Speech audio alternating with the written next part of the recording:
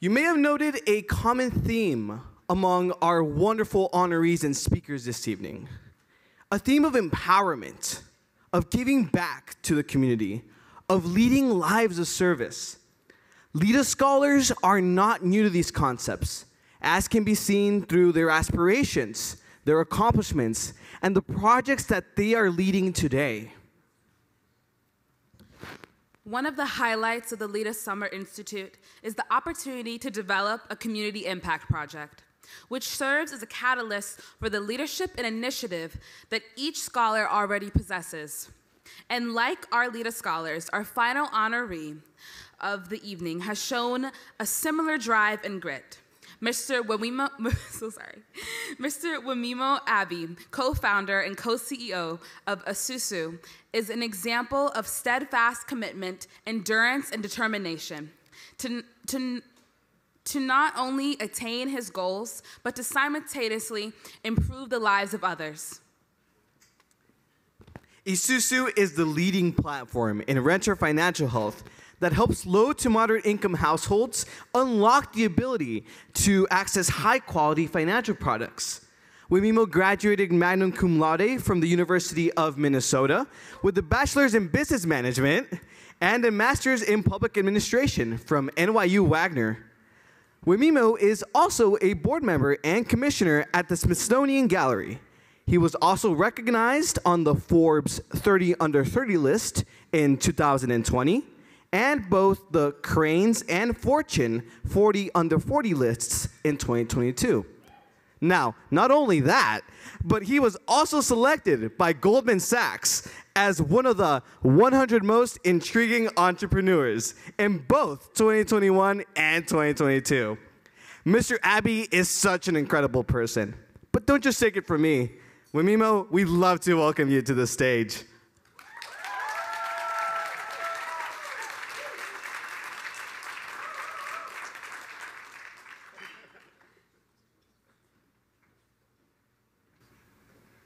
Wow, how do you follow that? Well, let's give it up for Rudy and Saya once again. I think we see a future president in Rudy. Yeah, I was catching up with him earlier on, just learning more about his story, and there's just a lot of similarities. And the theme that has sort of cut across for me tonight has always been proximity and transformation guaranteed. I grew up in the slums of Lagos, Nigeria. I lost my father at the age of 2, and I was raised by my mother and 2 very feisty sisters. One thing my mother fundamentally believed in was the importance of education, despite having less than an high school degree herself. She worked at the post office for over 20 years. But she had this idea that if our kids could have a good education, it could be a pathway to a better life. My mother gave everything, including sacrificing 60% of our salary to afford my school fees to one of the finest high schools in the land. And that's what brought me to this magical place called America. I immigrated from 82-degree weather in Lagos, Nigeria, to negative 22 degrees in Minnesota. And that was a character-building experience. And when I tell my New York and LA friends I love to deer hunt and ice fish, they look at me weird. But during that journey, something important happened, and education plays a quintessential role again.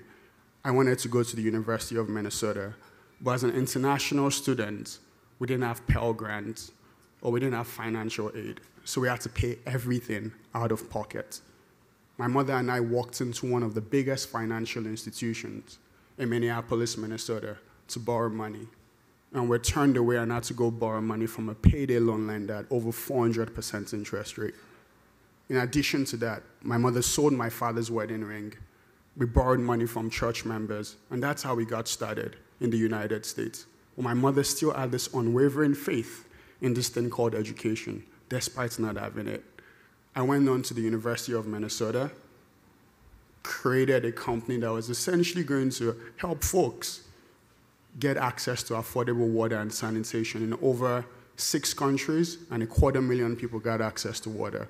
My mother was like, well, this philanthropic things that you do is not going to feed us. So what's the next step?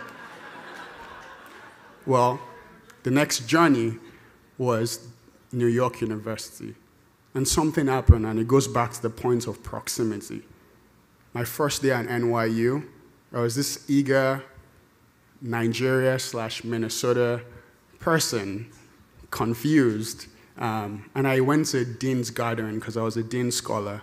And I met someone that happened to be one of the top lawyers in New York City, who also was the trustee of New York University. And I shared my story. We were looking at art and having conversation, particularly from a dean perspective. And that gentleman decided to pay for my school fees. That's the power of proximity, and it's the power of being in the room.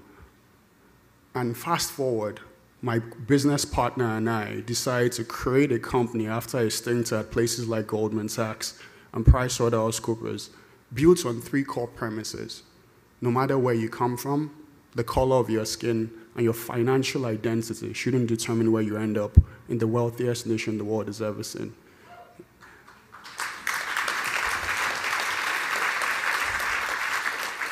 And at this point, you have to understand, when I was working at Goldman or PricewaterhouseCoopers, I was paying my mother's salary, my mother's rent.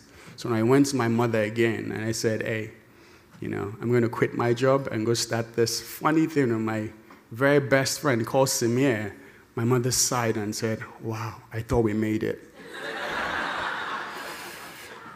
But I've always believed in this idea. A kid from the slums of Lagos, Nigeria, I don't have anything to fall back on. I lost my father at the age of 2, and all I could do in life is fall forward. So we took that audacious step. And the journey was hard. It was incredibly hard. 326 investors said no to us because, let's face it, an Indian guy and an African guy with 2 funny names trying to create $1 billion company just doesn't rhyme. But we persevered against all odds. Even during the journey, there was a point where we were kicked out of a Denny's at 2:30 a.m. in the morning.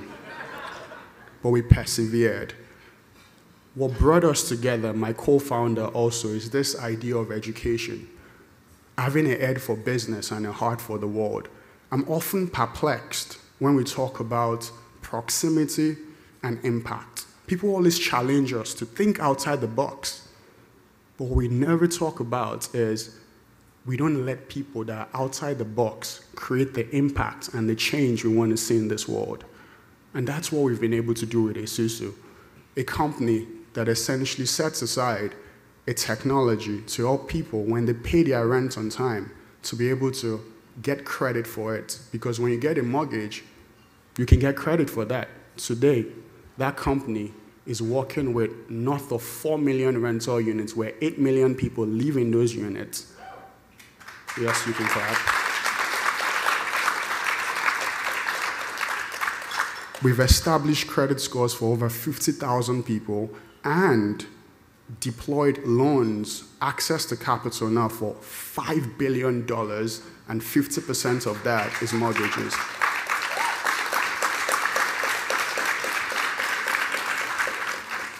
And in 2022, something important happened. That idea that 326 investors said no to, we got a $130 million investment, and the company is now valued at $1 billion.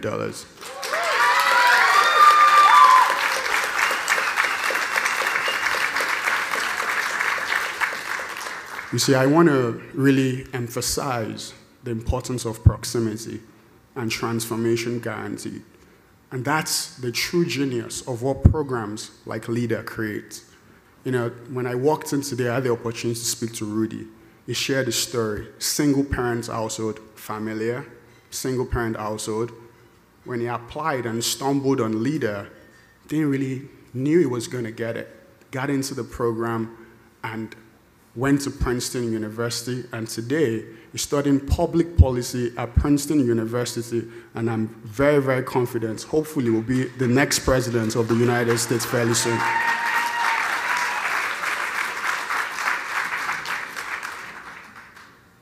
One of my favorite artists once said, Representation is not liberation. Representation is currency.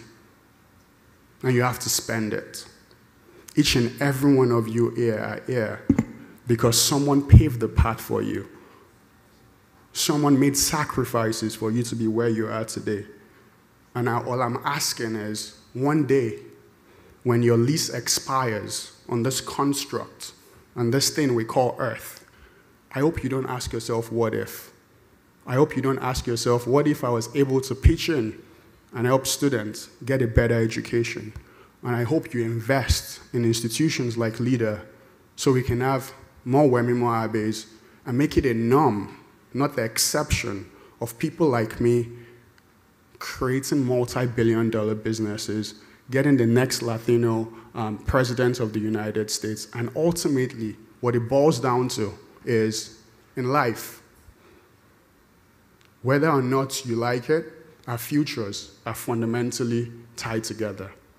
So I'll end with an African saying. If you all want to go fast, you can decide not to invest in LEDA and go alone. But if you want to go far, we have to go together and bring out money from your pockets and invest more in LEDA.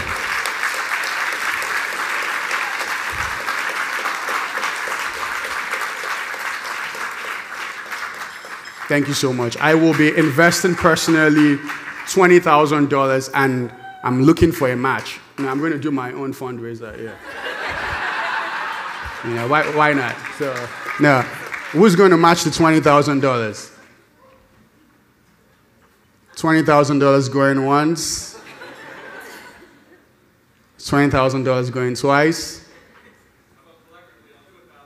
Okay, well, 1,000. So we need 1,000, 21,000, okay. 1,000, 2, another 1,000, 3. Where's the other 1,000? Billy. Okay, that's $5,000 for you. I work with him. Where are the hands? Okay, another 1,000 right there. Great. Samir, you got to double that. Come on, man. Okay, let's put Samir down for $10,000. All right, thank you so much. God bless.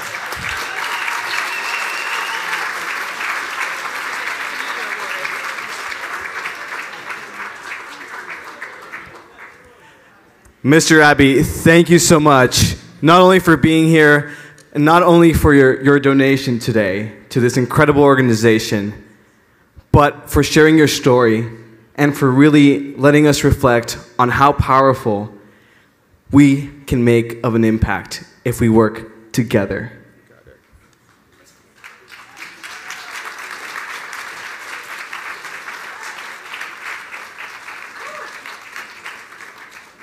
Congratulations.